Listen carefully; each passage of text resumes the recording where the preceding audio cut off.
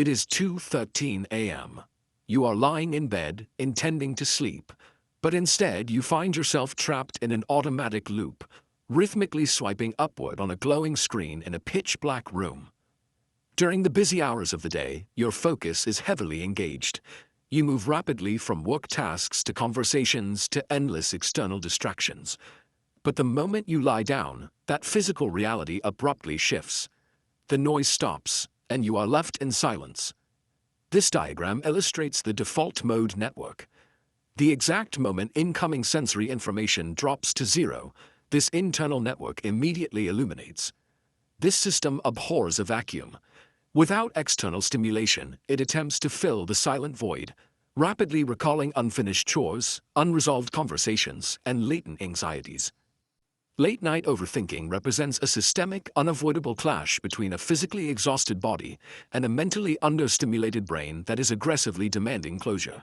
To understand why these late-night thoughts carry so much emotional weight, we have to look at the prefrontal cortex.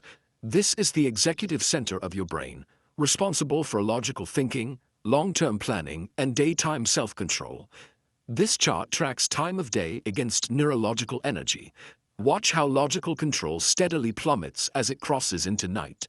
Simultaneously, a second line emerges, the amygdala, your primitive fear center. Its activity spikes, completely dominating the neural environment. Now factor in the stress from your workday. That stress leaves residual cortisol pumping through your bloodstream, artificially keeping your nervous system physically alert and wired. Even though your muscles are tired, you are left with a highly volatile combination. An exhausted logical guard, a hyperactive emotional center, and elevated stress hormones amplify negative memories. Your brain interprets this internal chemical state entirely literally. It does not realize you are safely lying in a bedroom. It registers this specific biological cocktail as an active, immediate physical threat. At 2:13 a.m., your brain literally feels unsafe. Biological evolution strictly forbids an organism from powering down to sleep while it believes it is in a state of survival.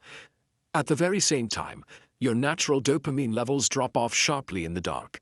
This leaves the brain devoid of motivation and craving an easy, accessible source of stimulation. The mind deeply resents the physical discomfort of unresolved nighttime anxiety. To soothe that primitive fear, it immediately seeks the path of least evolutionary resistance. This chart maps the exact behavioral loop. Acute anxiety is the cue, reaching for the phone the routine, and stimulation the goal. Watch the cycle accelerate. The anticipated reward temporarily suppresses the fear center, quieting the amygdala. Repeating this physical action wires the brain to cement the connection. Over time, it automatically responds to any late-night fatigue or stress by demanding digital engagement. This midnight doom-scrolling habit functions as a highly efficient, automated biological strategy to self-medicate fear while conserving energy. The brain is misapplying ancient evolutionary survival and soothing tactics in a modern bedroom environment. Because this is a biologically automated coping mechanism, attempting to fight it with raw willpower will almost always fail, especially when the device is sitting right within arm's reach.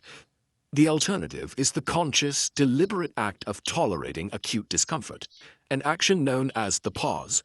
It requires denying the brain its automated dopamine reward and letting the chaotic internal loop run out of momentum.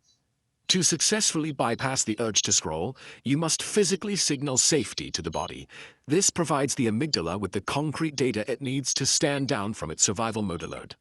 Writing thoughts down on paper externalizes them, providing the resolution the default mode network was hunting for in the dark. Similarly, slow breathing patterns target the nervous system directly, lowering the heart rate to prove to the amygdala that no physical threat exists. We return to 2:13 a.m. The glowing phone is tempting, but this time the biological forces driving that temptation are understood, and they are manageable. Understanding the raw mechanics of your nighttime brain strips away the self-blame. It empowers you to endure the brief discomfort of the pause, break the loop entirely, and finally allow your mind to rest.